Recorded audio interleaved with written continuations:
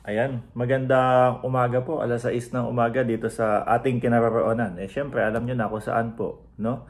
Kung saan pinakamasarap na lugar sa buong mundo, sa Pilipinas, mga kababayan. Napakasarap pong magkape, no? Shoutout pala doon sa nagbigay sa atin ito. Actually, mga kababayan, itong um, coffee mug na to, ibinigay sa atin to nung panahon ng eleksyon, no? Nung isang supporter sa atin.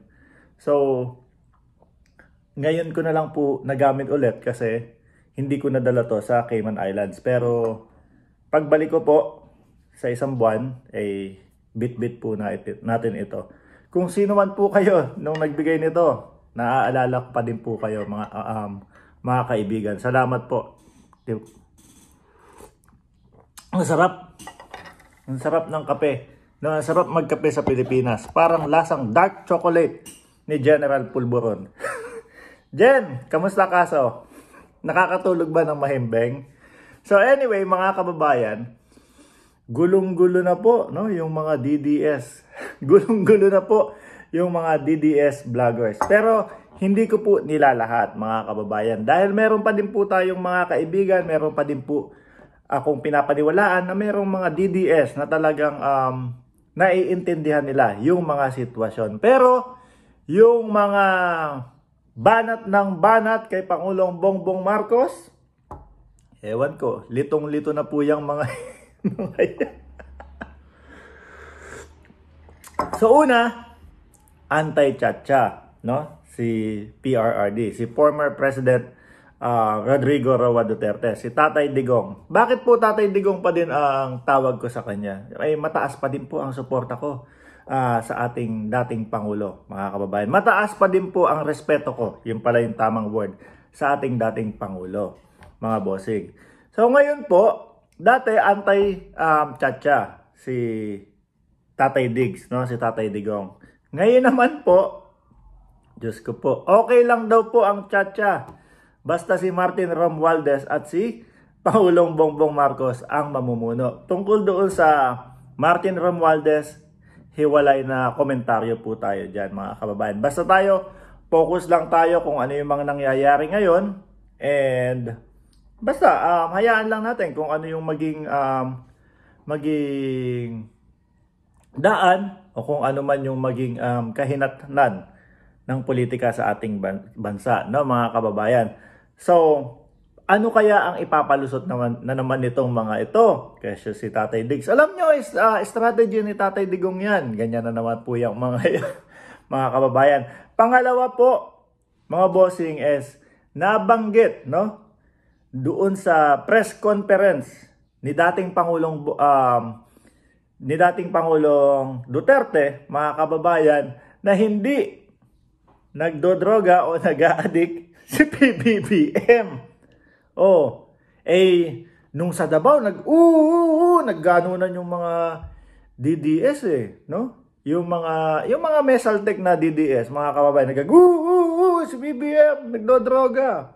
Tapos ngayon naman yung sa Cebu, siguro hindi sila masyadong naging masaya doon sa mga sinabi ni PRRD, ni former President Rodrigo Duterte, dahil po medyo malimanay Tapos sabay banat ng okay sa akin si Marcos, okay sa akin yung pamumuno ni BBM. No, yun naman po yung sa Cebu. Diyos ko po Lord, hilong-hilo na itong mga to. Tapos ngayon po, yung press conference na nilabas, no? O nung nakita natin, 6 na oras makalipas, sabi ni PRRD, hindi ko sinabing nagdodrog o nagdodroga si PBBM. Baka yung mga antibiotic, yung mga ginagamit sa pagpapagaling yun. So paano na po, mga kapatid? Mga kababayan, ang sarap humigop ng kape, ano? Huwag po kayong hihigop ng kape nang merong may kutsara sa inyong mug o sa coffee mug ninyo. Nakakabulag daw po yan. Baka masundot o matusok ang inyong mata. So, paano na po, mga kapatid? Ano na naman po ang vlog natin? Strategy ulit ng ating dating presidente Rodrigo Duterte. No. Ako napapansin ko mga kababayan, ito walang bias, walang kahit na anong, kumbaga may leaning no, sa aking sasabihin. Siguro, testing the water, yung sa Davao. Nagulat sila, na-shock sila sa komento ng taong bayan do sa sinabi nila. Tinry nila no. Si PBBM nagdodroga yan. Si PBBM ano yan, nasa watchlist ng PIDEA. Tinry nila yun lahat. Talagang galit sila. Napansin ng taong bayan. Ano ba yan? Prayer rally. Tapos puro murahan. Puro galit. Puro kasinungalingan. Napansin ng tao yan. So napansin siguro nila yung estado nila sa mata ng taong bayan ay naku patay. Lulubog tayo. Lulubog ang bangka natin kapag paganito ng paganito. Mga bossing.